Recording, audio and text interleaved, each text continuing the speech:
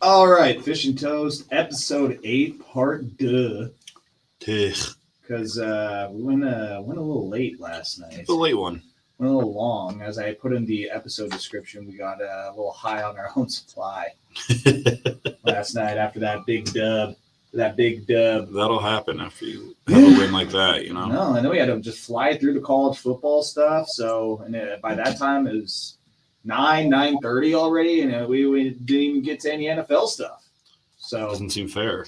no, we got to give at least 45 minutes to an hour. Oh, as a Yankee batter just slams his bat. I got the World Series game 2 over here to my left, watching that. Just get struck out or what?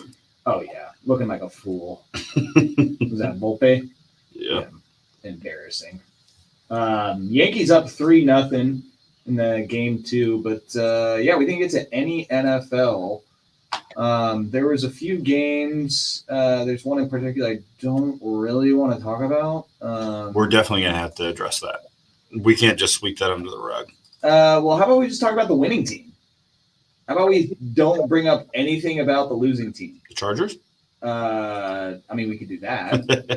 I'd much rather do that than talk about the game that I'm alluding to.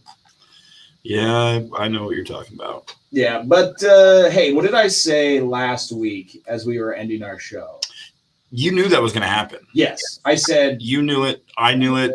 I think a lot of people had that feeling. Yo, daddy knew it. Yo, daddy knew it.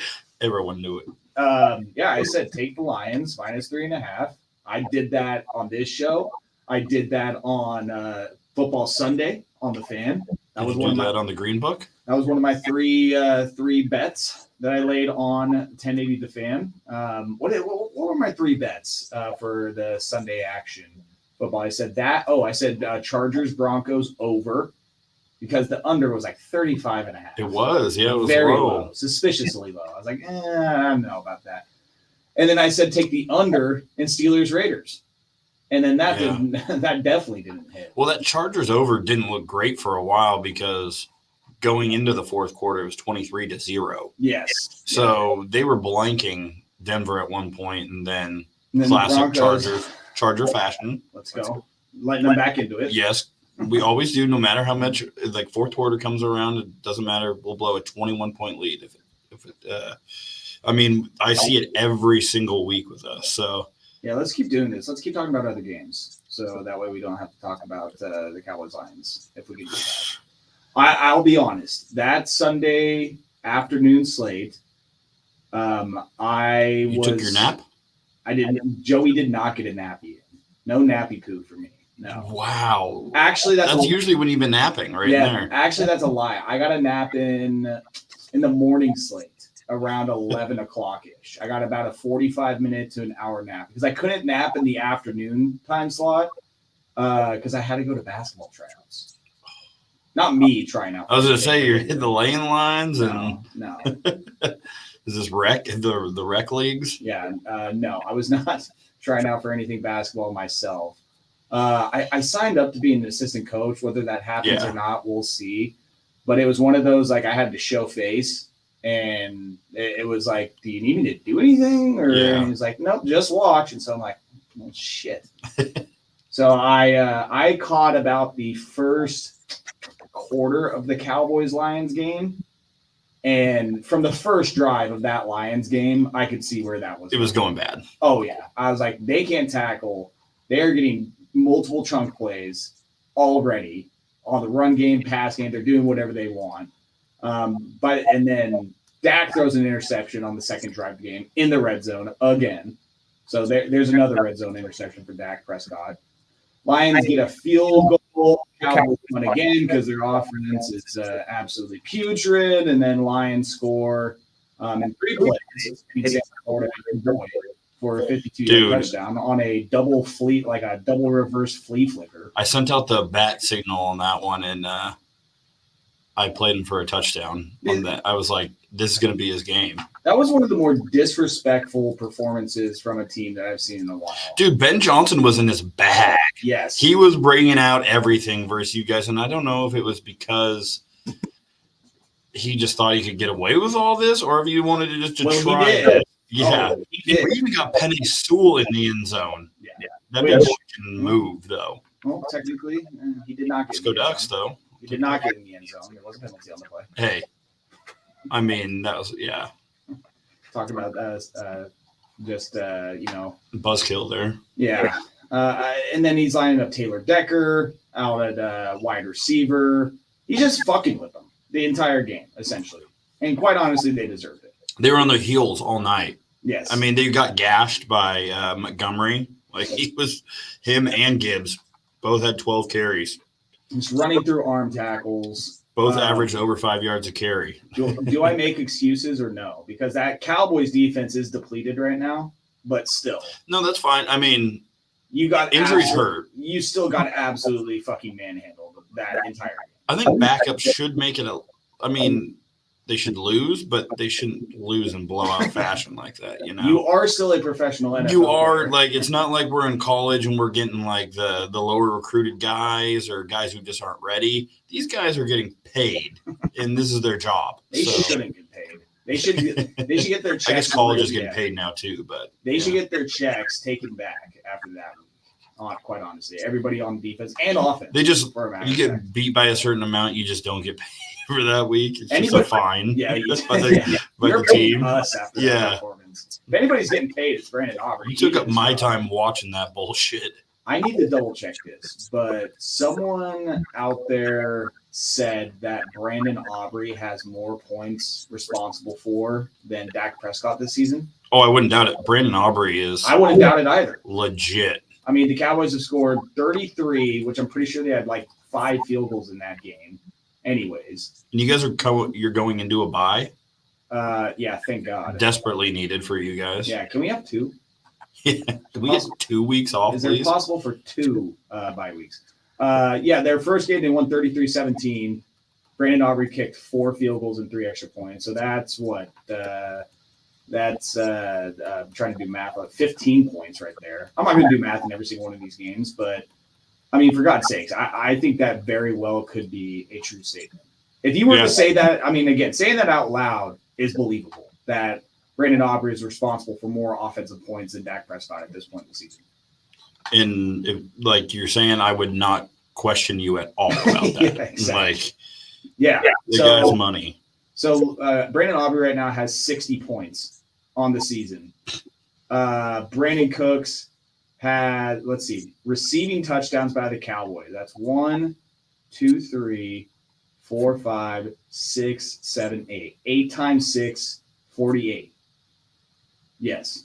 Yeah. So Brandon Aubrey has 60 points and Dak Prescott has 48 points. Just not getting the ball in the end zone. It's just a lot of settling for field goals at this point. From what I hear, that's a kind of important aspect of football. You mean actually scoring? Getting the ball Is that how you in win? the end zone. Yeah.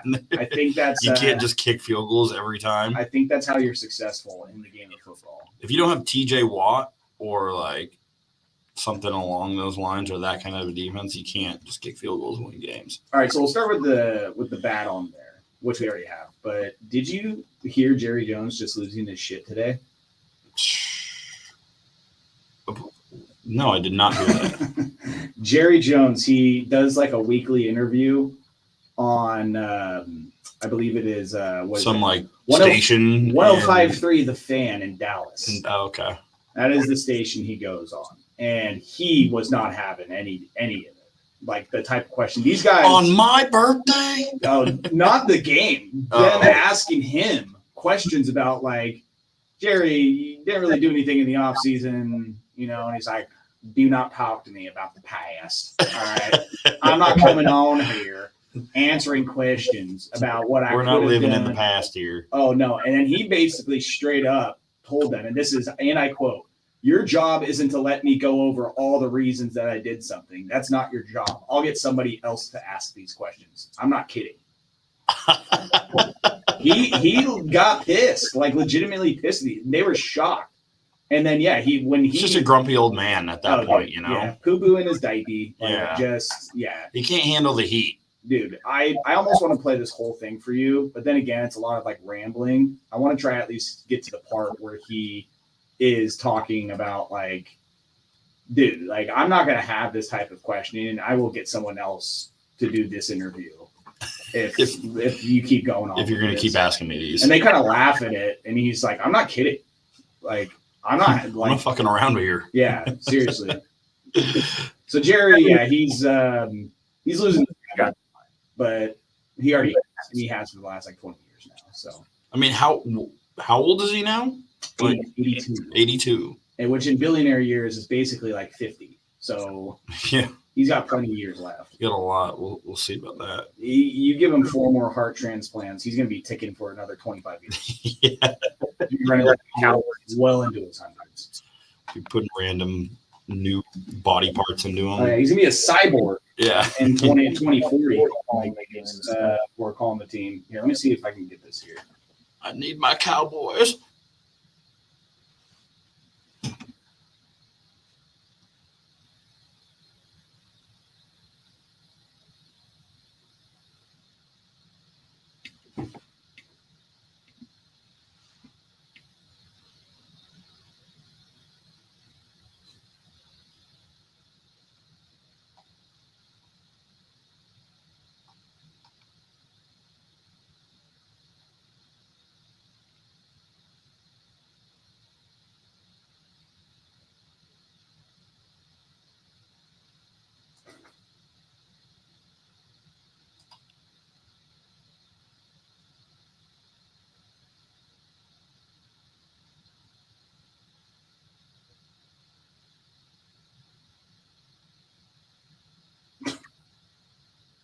I'm so sorry. All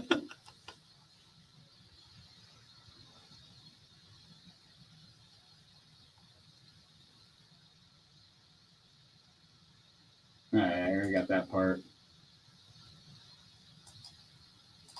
Okay, so here's the part where he starts going after these guys and starts talking about I'll get someone else to ask these questions. Oh, I ain't having this.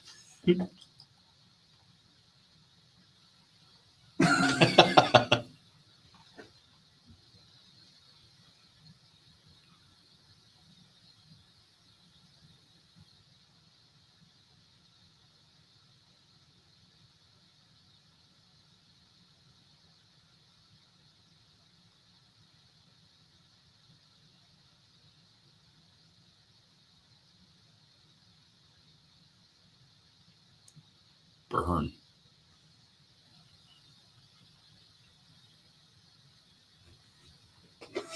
Jeez. Dude. I cannot wait till he croaks. Is he going to fire McCarthy? Is he going to fire himself? Yeah.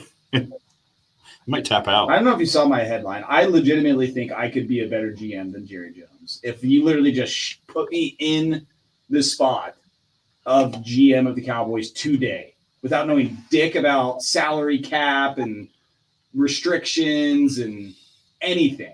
I literally think I could put together a better team over the course of a few years. Yeah. Give me one off season. Come on.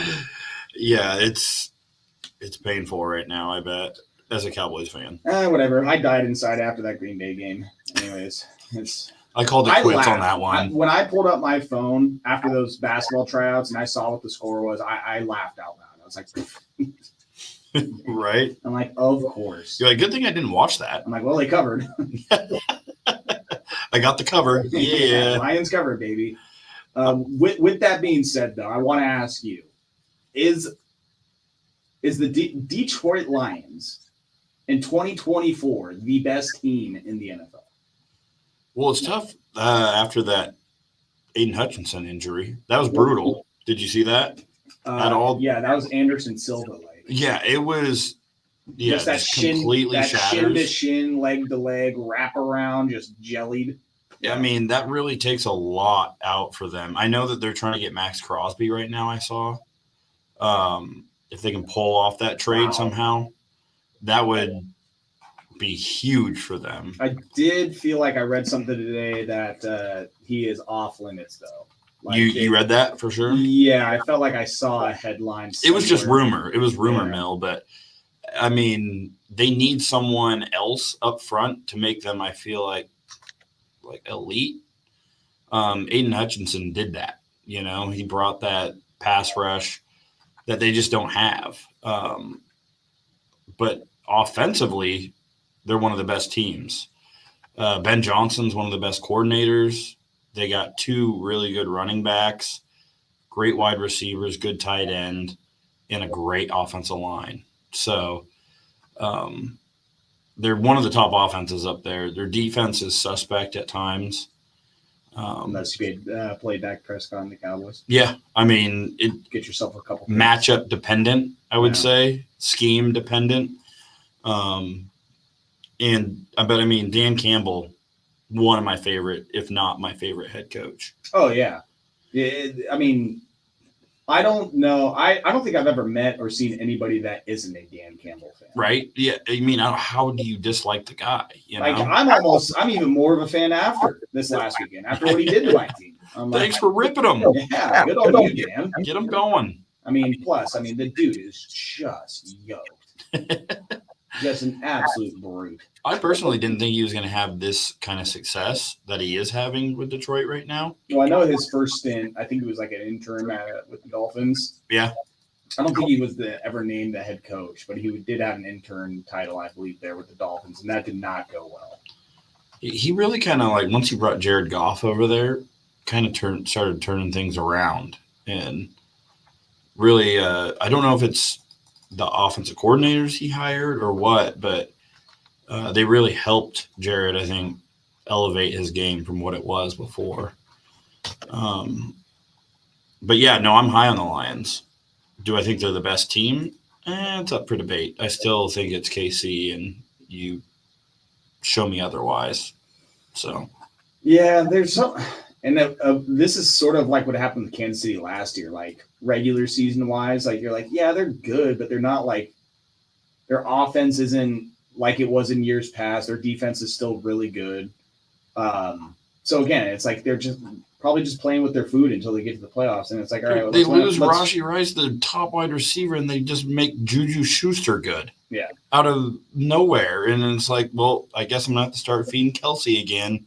I'm gonna have to start feeding these random Noah Gray. Kareem Hunt, you want 100 yards? Yeah, let's bring Kareem Hunt back. What year is this? Like bringing him back, and he all of a sudden's killing it. It's like it doesn't matter. It's plug and play. They lose Isaiah Pacheco. They bring in Carson Steele. He's great for a game, and he's white. Yeah, it's like, but that defense, that KC defense, and what Spagnuolo's doing is, I think, what's keeping that team together, because they're a good defensive team. It's tough to score on them. 6th in points against so far this season, and defensive scoring. I'm curious to look at some of their other defensive stats. Wow, I didn't realize that the Titans had the best defense in the NFL. Well, you're going to need a good defense when you got that fucking shit-ass offense. 13 points a game at most. Oh, my God. What a tough game that was to watch. Chiefs are right there around the 9-10 mark in total defense. Counting, they're number 9 in the league. I'm surprised they're not a little higher, but yeah. Giving up just over 305 yards. Yeah, I mean, if you want me to go through the 1 through 10 on defense, I mean, Titans, Jets, number 2, which we'll probably get into them a little bit because they made a little bit of a move today. Texans, 3, Broncos, 4, Dolphins, 5, your Los Angeles Chargers, 6, Bears, 7, Steelers, 8, Chiefs, 9, Giants, 10. Yeah, being at 6, it's kind of surprising. Jesse Minter's come in here and kind of changed things around, and it's the only way we're head coach Jesse Minter. Yeah, intern because for the second, because Jim almost died on the sidelines. Yeah, that was a little scary. Yeah, I did not see that coming. Heart flutters. Wasn't it? They said it's like beats per minute were like 200 or something. It was like 200 to almost 300. Like it was just flying, and then I'm pretty sure John Harbaugh left his game for a second to go check on him. Give him a call. Go figure out, because someone told him about it. Said he has an atrial flutter, a type of arrhythmia that causes the upper chambers of the heart to beat 250 to 350 times per minute. quite honestly, I think that's just Jim Harbaugh operating at normal Jim Harbaugh speed right there. Yeah, that's just football guy. Yeah, exactly. I think that just might be his normal heart rate. I mean, did we check his heart rate before this episode, or? And I don't think this is the first time Was he pulling an Urban Meyer? This is not. I'm pretty sure because I heard Delaney Walker talking about this week. About when Delaney Walker was playing for the Niners, and how he was playing for the Niners back in the day. Oh, when Jim Harbaugh was the coach. I thought, okay, that makes a lot more sense. Wait, they picked up Delaney Walker? No, why? Something similar like this has happened to him before, so this isn't like. Oh, to Jim Harbaugh. Yeah, so this isn't like something new. I think it's been ongoing. I was like, wait, they picked up Delaney Walker and he has a heart condition and he's nearly 50? What are the 49ers doing? Oh, hey, and I'll trust Shanahan and John Lynch. They must know something I don't. But yeah, I mean, hey, good that he didn't fucking die. Yes. And got a dub. Yeah. I mean, you take a dub any day. That's a good even Sunday. If it's ugly. That's a good Sunday. You don't die and you get a win. It was a good Sunday. I got to watch my Ducks win. I got to watch the two Duck quarterbacks go against each other. I got to watch my team win, the Chargers. So I can't complain. It was one of the better Saturdays so far. And Sundays. So Kansas City, in your eyes, still the best team in the NFL. As long as 1-5 suits up. Yep. As long as 15's out there, we got to. As long as 15's out there, I'm saying they're going to be the best team. But another outlier score, there was belt to ass, was belt to ass. Tampa Bay. Oh they do it again. They put up 51 points. And surprisingly, that Detroit is not the highest scorer this week. I didn't expand on it on my Sunday show, but we do a segment called Who Do You Love? And it's just taking picks. And my co-host, bless his heart, Rashad, he took the under in that game. And all I remember saying is like, God bless that man. Because they're making the picks, I'm making my pick, and I'm typing them in as the segment's happening. And we're usually running late anyways. So I'm like scrambling to get them in, bam, bam. And all I said when he was like, yeah, I'm going to take the under at Bucks Saints. I was like, Bucks Saints under, woof. All right, moving on to the next one. Because even in my mind, I was just like, that's not going to hit the under. That's not a good look, sir. And the Bucks hit the over by themselves. Yeah. You got two pretty good offenses, even if Derek Carr is not in there, Yeah. Spencer Rattler hadn't looked terrible. The fact that he had to throw the ball 40 times in the game is not a good recipe when you got him coming in there. And I'm sorry, I definitely don't want to see Spencer Rattler have really any success at the NFL level. You're a Spencer Rattler hater? Yeah. Yeah. After that QB series on Netflix. Is it really? Oh, yeah. Yeah, I agree. He was such a little bitch. He was such a douche in that. Yeah. People can change, though, Tanner. I think that's what he said. He's like, I changed. Did he talk about that? Oh, I'm not sure. That was a bad look for him, honestly. Yeah, he was a fucking douche in that show. Just me. Ripping on his own teammates and his backup quarterbacks and just saying that they suck. Terrible. Yeah, they're terrible. So, yeah, I'm not exactly, hoping that Spencer Rattler somehow finds, competent quarterback play in the NFL and turns into a everyday starter. That's for sure. And Chris Olave went out with a concussion in like the first series. Yeah, I saw that, the fumble recovery. Yeah, after Spencer Rattler was like, I'm just going to feed Chris. Fun fact, can you name the duo rookie wide receivers that got 1,000-yard seasons at rookie seasons that went to the same college? Well, right now? Like they're playing right now? Maybe. No one has 1,000 yards yet. Well, I'm saying like in history. Oh, is it LSU or something? It was Chris Olave and Garrett Wilson. Oh, okay. Both the rookie wide receivers got 1,000 yards, and they both went to Ohio State. I mean, I could definitely see that. That is a fact. That is a factual answer right there. Oregon also beat them. Big deal. Yeah. Yeah. I don't know if you remember. But Chris Godwin, what did he have? 11 receptions, 125 yards, and 2 touchdowns. Baker Mayfield, despite throwing 3 picks, yeah, still having a really decent game and rebounding after that. And that's what set up their 27 points. If he didn't throw 3 picks, they wouldn't have had 27 points. So, the Saints, you mean? Yeah. I mean, those were. I think he had back-to-back picks in the first half. Also, back-to-back interceptions. That's what put him down 20-17, and then he threw 3 first-half interceptions. Jesus Christ! I think that third one is when I was catching some Z's. But then in the second half, what was it? Touchdown, punt, touchdown, touchdown, touchdown. To end the game. Yeah, really got things going there in the second half. Bucky Irving got in the end zone again. Dude, that run he had, I was waiting for that. The one where he was busted it left, gave it a little stiff arm, break tackle. Let me break it off back to the right-hand side here. Yeah, I don't think we realized how good Bucky was last year when he was playing for Oregon because he's doing like the same exact things at the pro level. Well, and of course, who the hell saw Sean Tucker going for that was bizarre. 136 yards and on 14 carries. Yeah, I could not believe that. Bucks look good, man. They them and the Falcons. That's gonna be a fun race for the division. Yeah. God, I don't know, who was it? Oh, it was Tim Hasselbeck on Scott Van Pelt. He said that when the Saints are healthy, he thinks the Saints are the best team in the division. Ugh. When they're healthy. When they're healthy. I mean, I think that whole division is so evenly matched right now. Panthers too. Yeah. Andy Dalton, are you kidding me? Yeah. Chuba Hubbard? Yeah. They definitely could compete for the NFC South crown. Yeah. Watch out. It's a long season. I am intrigued with how that division shakes out between the Bucks and Falcons. As far as other games that went down, that one that I wasn't exactly surprised by was the Eagles not covering against the Browns.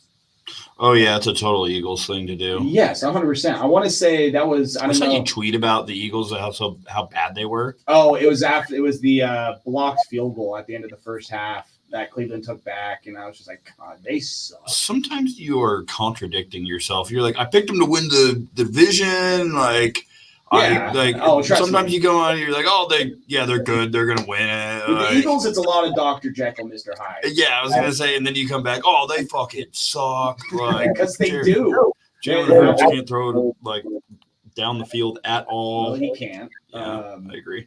He did have one nice touchdown pass to Anthony Brown. That would have been cool. A.J. Brown.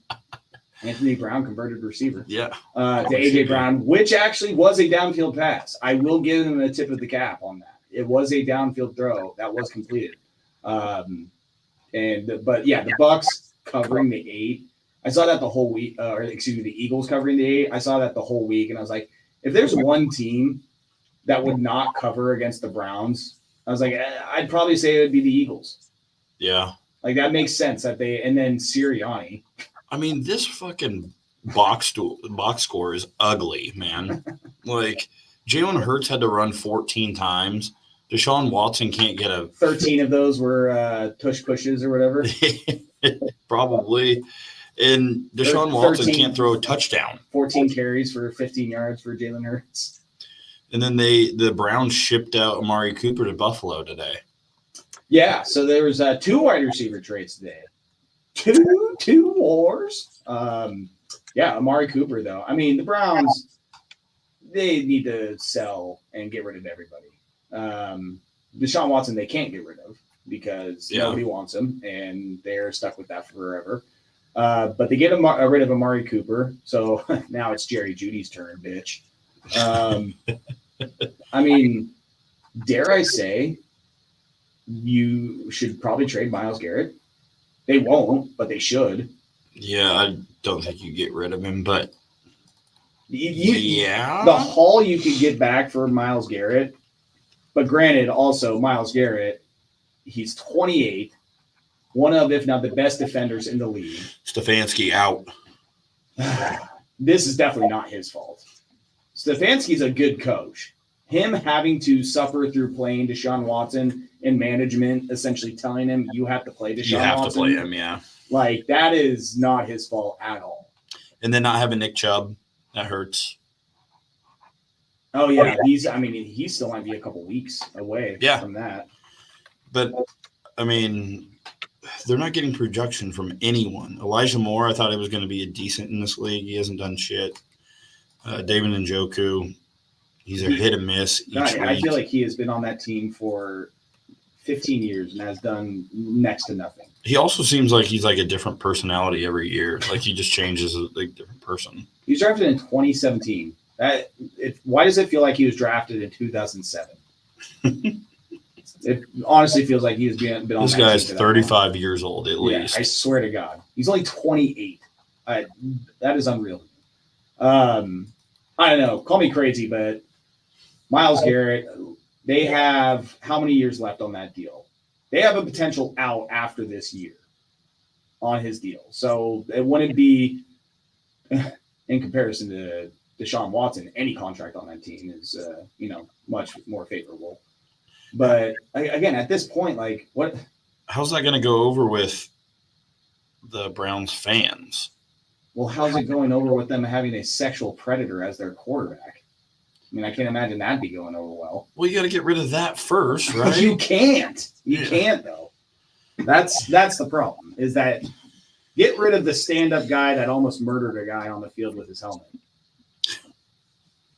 Who's way better than the other? I mean, I don't know. Yeah, the Browns again. I don't know who else you can get rid of, and also it's kind of silly. It's like. So you trade Myles Garrett for first-round picks that you hope turn into a player like Myles Garrett. Yes. Like that's always the tough part. It's like, all right, so what are you trading for? First-round picks, and you cannot guarantee that player is going to be like Myles Garrett. I mean, he was a number 1 overall pick. We've seen how good he is, but you just got to hope your GM can draft. You can figure it out because I don't see them finishing very high. They should have a good high draft pick this year. Yeah, I mean, the Browns, they might just get another number 1 overall pick this year. I mean, I don't know. You would be able to get a haul of picks for Myles Garrett. Oh, yeah.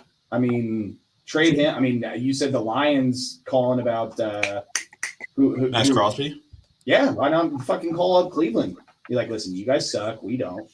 Yeah. We need him. You don't. I think Vegas is in a similar boat right now with their team. Yeah, it's going great. So, yeah. Did you see at all that Pat McAfee was Aaron Rodgers was on Pat McAfee today, and then brought in Devontae Adams? Oh, he was there. With him? Like all of a sudden he like gave him the nod to come over, and Devontae appears like, "What's up?" Wow. Like he's already there. Already chilling with him. Yeah, that is ridiculous. He's about to get 17 targets next week. Yeah, probably. Yeah. Sorry, Garrett Wilson fantasy owners. So yeah, Browns suck, Eagles suck, but not as much as them. Can we talk about another team that sucks right now? Yes. The Jacksonville Jaguars. Well, I'm still surprised that Doug Peterson's their coach. I thought that he would have been another London casualty. But they are going to be in London next week, I'm pretty sure. And the following week, my dad's going to the game. The Packers one? The Packers, yeah. That's right. That's right. You did mention it. So, I mean, maybe, yeah, since they're in London for one more week, they'll lose. If they lose to the Patriots, Doug Peterson's getting fired. We got problems. I guarantee that if they lose to the Patriots, he's getting fired. Evan Ingram comes back. He has 10 receptions, 102 yards. Where's my boy Brian at, huh? Oh, wow. Looking at this picture of Prince William throwing a football right now, it's good form. I'm sure. I can tell he can spin it. He can fling that. Holding the laces right. Oh, yeah. He can fling that thing. Oh, yeah. But, yeah, I forgot that they had played in London next week. And to keep the tradition of teams firing their quarterback they're firing their coach after London games, that would keep the tradition up. You get back from London, you can Doug Peterson. Yeah. Yeah. Could definitely see it happen. Travis Etienne went out early in this game, which gave Tank Bigsby more carries, but they started using DeErnest Johnson more. DeErnest Clark. But I think we miss how well Caleb Williams finally played in the game. 23 for 29, 226 yards and 4 touchdowns. 1 pick, but for the most part was pretty damn good. I'll give it to him.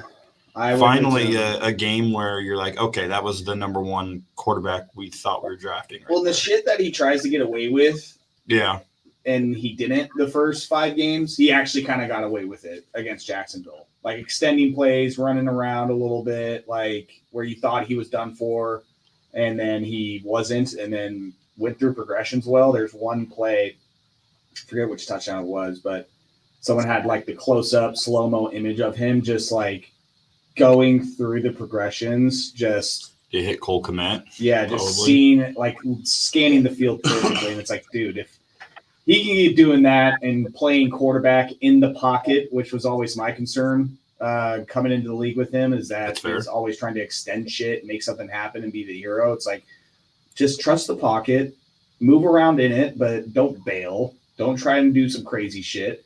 Because I know he believes in that, what he can do outside of the pocket, give him some extra space and just, those jump throws that he does off of 1 foot and he can just fucking fling it. Just off balance, doesn't matter. Yeah. So, yeah, man, Bears, they were a playoff pick for me at the start of the year. And they're at 4-2 right now. Starting to turn things around. Looking good. I mean, I couldn't tell if it was just like Caleb Williams, he was having a better game and he's starting to figure things out, or if the Jags are just moose shit, like just.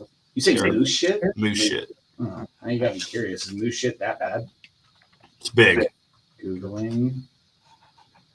Yeah, that's just kind of pellet-like. You don't want that. Yeah, no. I could say rat shit. Inconsistent is what it is. Yes. Yeah. No, I want a solid block of poo. That's what I want. And we could go into talking about how Joe Flacco is just turning back time still. Just still doing it. He's making Josh Downs look pretty damn good. Yeah, they're going to go back to Anthony Richardson, though. I know, and get ready for a nice loss. See, this is where I might have to now click on over to some Week 7 action and see what's going on this week. Because I have yet to look at what these upcoming matchups are. Broncos Saints Thursday night. Meh. Meh. Again, that London game, Pats, Jags. If Jaguars lose that, they're favored by 5.5. If they lose that, imagine Drake May just coming into London, showing the Brits what up, and ripping the Jags' hearts right out of their chest. That was a Drake May rushing yards last week. Hunter. Huh? I hit Drake May rushing yards last week. Why? How are you able to be like, I got a feeling? Because when I see his line at 30 for Drake May. Rushing yards. Yes. When I see it at 30, that tells me this guy's going to be starting, because they're not going to set a line at like 15 because I'm not going to be interested in that. When I see that line being at 30, I'm like, yeah, this guy's going to start taking off. And it's his first start against, if he gets any pressure, he's going to take. Yeah. And he's not going to, it's not like college where he loses yards and subtracts, But yeah, the games next week here, I think that Vikings-Lions game. I knew that was one of the games coming up. We get a big NFC North matchup finally. And then the rematch of the Super Bowl. Saw that as well when I was looking at the Chiefs' schedule and what they were doing and some of their stats earlier. I saw that. We get it in San Francisco. We get a double header on a Monday night again. Correct, because it's Week 7. I remember looking that up a few weeks ago when we were getting some of those double headers. If we had any more that were on the schedule, and I want to say they added a few more Monday night games throughout the rest of the season. So I think there might be even more double headers as the season continues on. I could be wrong on that, but I could have sworn I saw somewhere that it was like ESPN and the NFL agreed to 4 more Monday night games. I'm trying to do a quick scan and look here. It doesn't, maybe not. Packers Texans will be good too. I like that game. Ooh, yeah. Sign me up for that. That's a really good matchup right there too. 5-1, 4-2. Yeah, I mean the 49ers Chiefs. That is a great matchup, as you mentioned. Super Bowl rematch. Jesus Christ, you had just mentioned it. The Lions Vikings. and then the Texans Packers. Those are probably your top 3 matchups. And you can find a storyline in just about every NFL game if you look into it. But as far as best matchups of the week, Ravens Bucks on Monday. I was going to say that one's up there. That's a good one. I like that. That one is up there. Total at 47.5. Boy, but part of me just wants to take the over. Yeah, points. Yeah. Give me points, baby. That's a sneaky little good slate of football right there. Those 4 matchups. Daddy like. Yeah. And especially my Cowboys don't play. I like that even more. And you can really focus on these other games. Yeah, and I don't have to be disappointed yet again. We get a really good game in the morning, the afternoon, and I guess on Monday. Yeah, there we go. 1 in each slot. Yeah. As far as some of the more doo-doo games on this slate, I'm still very intrigued to see what happens with that Seahawks-Falcons game. Seahawks have lost 3 in a row. Yeah. So are they able to rebound and get back on the winning track? But again, going against the Falcons, who's starting to find their stride now. They won 4 of their last 5. Some other games that maybe are. I might just be picking the Dolphins this week. Over the Colts? Yeah, they're bringing Anthony Richardson back. This is when with a 3.5 line. And who are the Dolphins playing at quarterback? Me? Hey, does it matter? Yeah, if you think that the Dolphins are going to win. Yeah, well, they've been playing the last few games with shit quarterbacks, and they're still staying in games. Did they win that game against the Patriots? They did. 20. Yeah. What was it? 20-15 or 15-10? And they're coming off a bye, right? That is true. They are coming off of a bye. They're ready to go. I know about that. You got some pretty large huevos over there if you want to do that. Yeah, well, I know last week the public swept up in the NFL. I read some headlines about that. That it was one of the worst weekends ever for odds makers. That the public just last 2 weekends, honestly, like there's some serious regression coming back for the public here. So you're saying it's going to be a big weekend for Vegas, huh? I think so. Yeah. I think here this week or next week is going to be pretty big, maybe both. Well, let's move it over to Brendan Locks here. I want to go over some of the NFL spreads and what I'm seeing here, but also I want you to share your story about what you woke up to on Sunday morning. We can do that to end this show because that is just that was in that was all college, right. And I have already locked in some college this week. All right, let me know what you locked in on college, and then I'll hand you my phone so you can lock it in for me as well. Because I still can't believe the 2 bets that you told me about in college. And again, I say we finish with that, wrap that. Since we're on NFL right here, we can just keep going NFL. As far as looking at some of the spreads, what's enticing to me so far, like what sticks out. I'm looking. I mean, Minnesota, that train has got to come to a stop at some point. And they're 2.5-point favorites against the Lions. Yeah, that's a weird spread. I know they're so close. The over-under in that is 49.5. But it's almost like you want to take the Vikings because of how dominant Detroit just looked coming off of that performance and then coming down back to earth and playing a really good team. But they're not like Lions aren't fluky. They aren't a team that we have questions about. No, there's not a ton of teams that are fluky, but it's the NFL and you're not going to be. And I don't know what the hell's going on for every game. Didn't the Vikings just come off a bye? They did. Then they got a whole other week to prepare and to watch. And the Lions did show them some pretty fluky plays there, but I like a little rest. They're saving their best stuff for Minnesota. The Lions. Yeah. Is Minnesota at home? It's at home. Okay. It's still another dome, so it doesn't really matter for Jared Goff, but I would still kind of lean Minnesota early. I haven't looked. I'm going to have to do some more digging. I've been pretty good in college lately, so I've been trying to focus a lot on that and more player props in the NFL just because these NFL lines are so sharp. They're so good, and I can find value more so in Toledo, Buffalo, or because not everyone is betting those kind of games, There's a lot more variance in the spread. and it's easier to find certain advantages. So that's why on the NFL side, I've been trying to do more player prop stuff. And because picking the spread in the NFL is one of the hardest things to do. Yeah, it's again, week to week, it just seems fluky as all hell. There's part of me that there's a couple that are standing out to me on the NFL side of things. Eagles being a 3-point favorite against the Giants. Yeah. In New York. Eagles coming off of a win, Giants coming off of a tough loss where really they couldn't get their offense going at all. But again, that seems like that has potential for the Giants to cover or just win outright. Yes. Against the Eagles.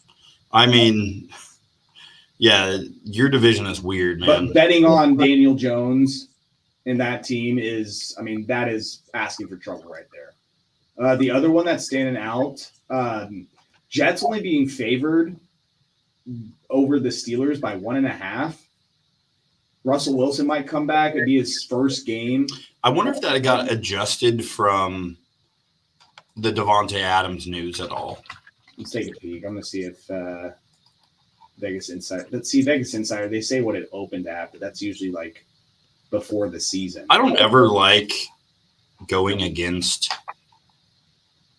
the Steelers. Just something about them. It's bit me. It bit me earlier this season. I think it is because I've been bitten so many times by them. It has moved up a 0.5 point. Okay, so not a ton, but they're saying that he's worth 0.5 point, whatever that means. But again, I just do not believe in this Steelers team. Like, yeah, they put up 32 against the fucking Raiders. Like, congratulations. Them playing the Jets, who have one of the best defenses in the league. The offense looked better yesterday. You're going to Pittsburgh. That's not a long journey for the Jets. True. It is a 5:20 Sunday night kickoff. I mean, and the Jets are coming off of playing on a Monday night themselves. So, I mean, kind of a longer week for them. Yeah. It's not like a Thursday night, but still, I mean, you're going from Monday night prime time to Sunday night prime time. So getting a little bit of reprieve there. I like the Jets covering that 1.5. I'm not going to argue with you. It is kind of a weird line to me. I just don't see the Steelers winning that game. And at that point, like, yeah, I mean, obviously 1.5, it's like, yeah, they could still lose that game by 1 and, you know. But I always say that about the Steelers and somehow I always get burned. So exactly. And the Steelers rout the Jets on Sunday night. I just see like Aaron Rodgers getting hurt because of TJ Watt, like somehow landing on him, doing something. I did like how the Aaron came out and was like, yeah, those roughing the passer penalties were bullshit. That's not roughing the passer. Yeah, he's on both sides. Yeah, he's like, even on me, he's like that's not roughing the passer. That's just sacking a quarterback. I did like his South Park reference that he threw out there, playing sarcastic ball out there. Yeah. I was like, wow, Aaron knowing about that. That's a deep right. Game. That's good. So I do have a lock or a play that I'm going to have tomorrow even.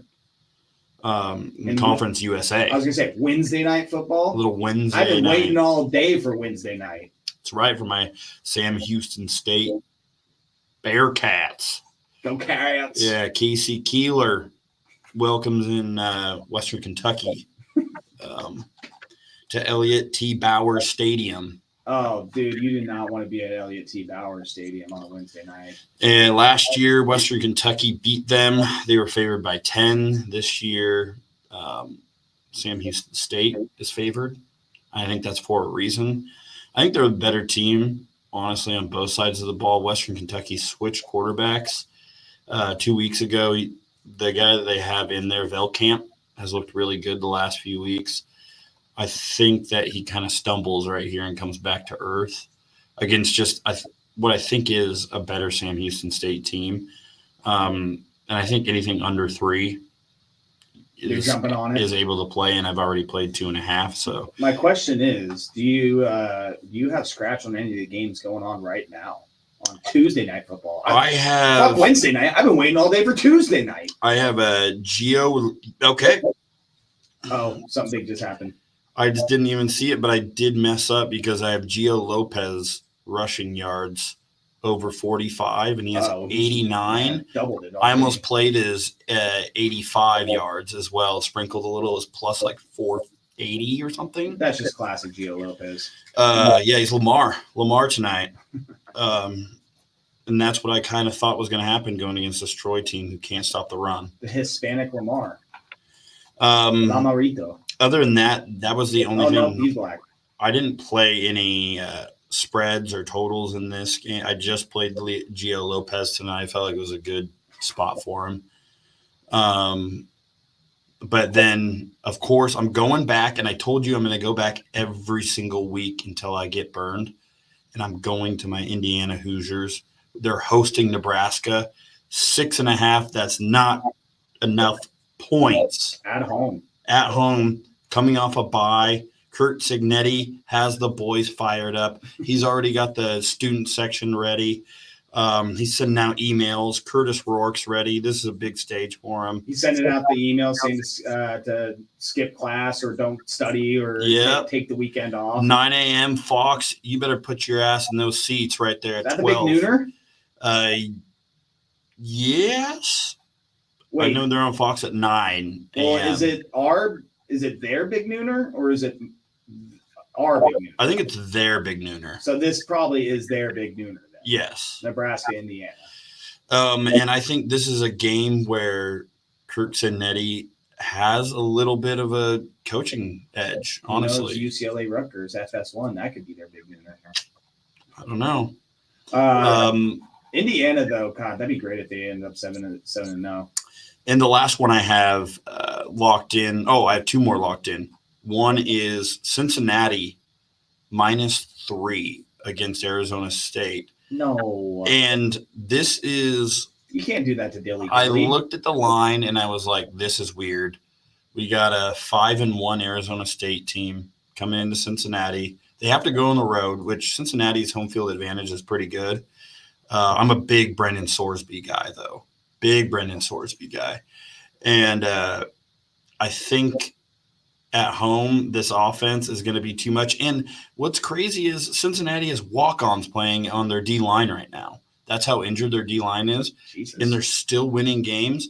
But the team that has a better record, who just came off a big game of beating Utah, which everyone saw on Friday, they had to go travel on the road to Cincinnati, kind of across country. I guess not really, but still probably like a 3.5-hour flight. They got to go to Ohio in a tough environment. And I think this is where we see the Big 12 kind of get crazy. And both these teams will be 5-2 at the end. I think anything under 3, I would almost even lay 3.5, just underneath a touchdown. I'm going to have to go with Cincinnati. And Arizona State has been exceeding expectations up to this point. No one saw them being 5-1. If you did, you're lying. One more win, then bowl eligible, baby. Yeah, and they already passed their season win total, which was 4.5. Yep. So this is another game where weird to me. So I'm going to hop on Cincinnati. And my last one I have locked in is I can't technically lock it in until it's open in my market, but I don't have FanDuel or anything like that. In your Czech Republic sportsbook that you're betting? Yeah, is Oklahoma team total under 21.5 against South Carolina this week? Under 21.5? Yes. Big sample size in a team who's at home and is favored the next week after getting blown out, which they did. That is a true fact. They did get blown out.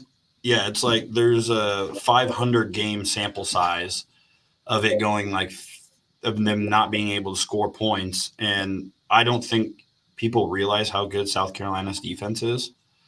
They got legitimate guys up front. They got dogs. I don't think Oklahoma's going to be able to block.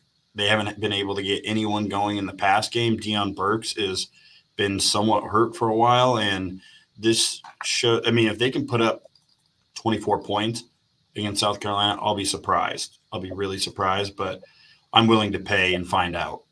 So those are the ones. so far that I have it locked in. I will be on, I'm sure, plenty more. I'm going to be on Michigan. It's just a weird spot off their bye. Who are they playing? Illinois, which Okay. obviously we get next week with the Ducks. It'll be a nice look. And You jumping on that Bowling Green -21 over Kent State?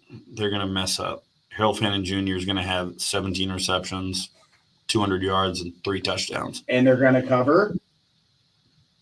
Yes.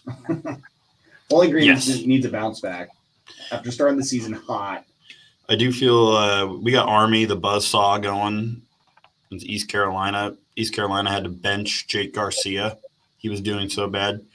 8 touchdowns, 12 interceptions. That's not going to get it done, sir. Yeah, that's just a risk taker. You gotta live and die with that. All right, you gotta ride that. But as you were saying earlier, it's gonna balance out at some point. I woke up Sunday morning after the Ducks game, after not really looking at my phone all day. Well, first, can you also say what your Kansas State bet was, please? So I originally had locked in earlier in the week on Thursday, DJ Giddens, the Kansas State running back, to run for 100 yards. And then I decided to put a little flyer out. I texted Kyle about it too, because he has the same book as me, so it works. I was like, hey, I'm going to sprinkle a little bit on DJ Giddens to hit 180 yards because this Colorado defense is terrible against the run. And I like DJ Giddens. He's a really good back.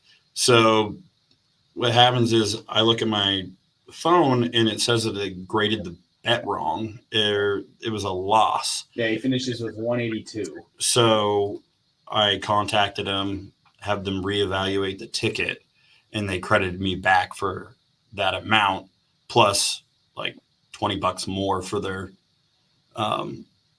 wrongdoing in that sense. So got the dub. Yeah. And you got some money for them fucking up. Yeah. So Wow. it's a double dub. Double dub. And I also woke up to my surprise of, whoa, that my account was a little bit higher than it usually is when I wake up on a Saturday or a Sunday. Problem everybody runs into. And I realized that I hit my first 18 parlay this year. 18. Not 18 parlay. 18 leg parlay. Parlay. All right, 18 parlay. Let's run through it. Florida plus 15.5. Buffalo Toledo under 46. That barely hits.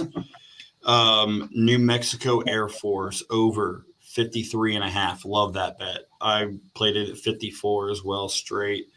San Jose State, Colorado State, lucky win. 54.5 was the total. It ended at 55.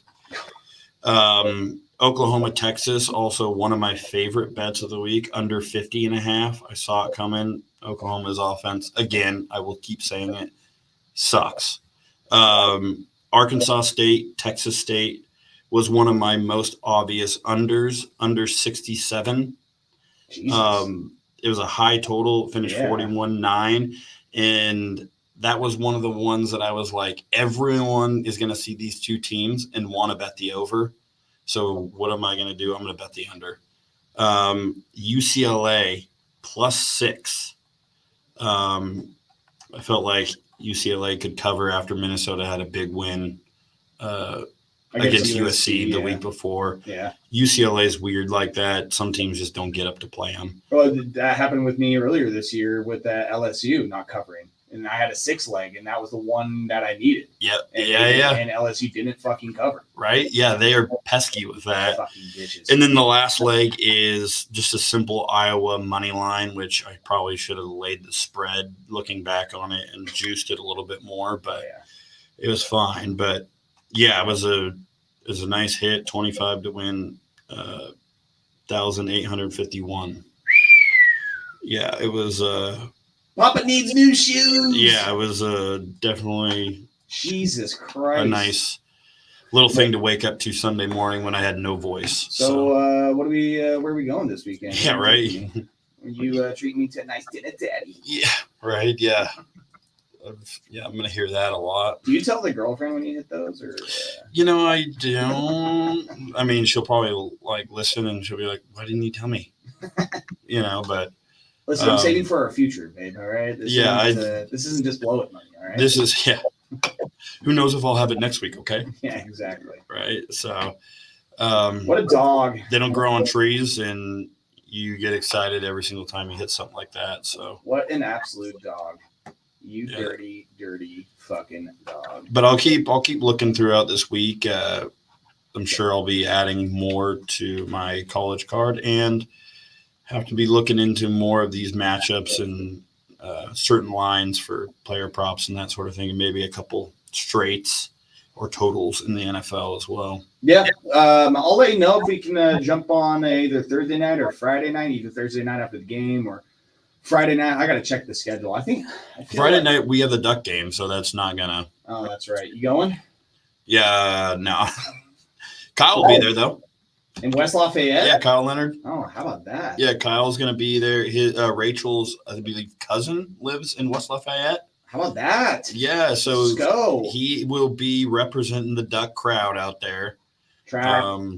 Yeah. I know he's nervous about the trap. I'm nervous about it. I was talking with him, and that's like one of our fears of like coming to the Big Ten and just losing to the worst team. So listen, that'd be very open, Mike. Yeah. I'm trying to tell myself this team is different than years past. So that's what I've been saying about the Cowboys for the last 25 years, my friend. Yeah. Yeah. Imagine a Maryland loss November 9th at home. And the Terrapins, they come into mighty Austin. No. That one is one of those ones where I'm like, that's the longest flight they'll have.